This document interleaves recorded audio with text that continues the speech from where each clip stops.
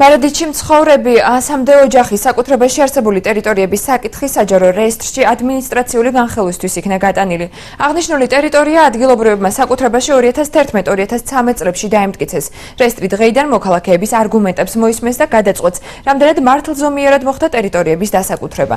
შეგახსენებთ, რომ ტერიტორიების სადაო მას შემდეგ გახდა, რაც თურქულმა კომპანიამ აჭარა ენერჯი 2007-მა კირნათი ჰესის მშენებლობა დაიწყო და კომპენსაციის მიცემა მხოლოდ იმ ოჯახებისთვის გადაწყვიტა, რომელთა საკარმიდამოები დატბორვის ზონაში ხვდებოდა. მოქალაქეების ინტერესებს რამდენიმე ადვოკატი იცავს.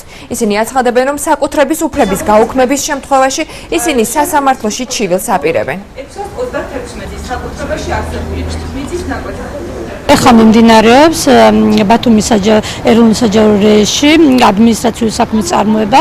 ჩვენთვის გაურკვეველია და მოსახლეობისათვის იქ მაცხოვრებლებისთვის, რატომ დაინტერესდა ეროვნული სააგენტო, რომელიც 2013 წელში გასცეს მართლზომიერი მფლობელობით ხალხზე საკუთრების მოწმობები და ეხლა ეროვნულმა სააგენტომ თავის ინიციატივით დაიწყო ადმინისტრაციული წარმოება, რომ გააუქმონ ხალხს საკუთრება. ეროვნული სააგენტო გააუქმებს მათ საკუთრებას, აუცილებლად მოსახლეობა მიმართავს სასამართლოს.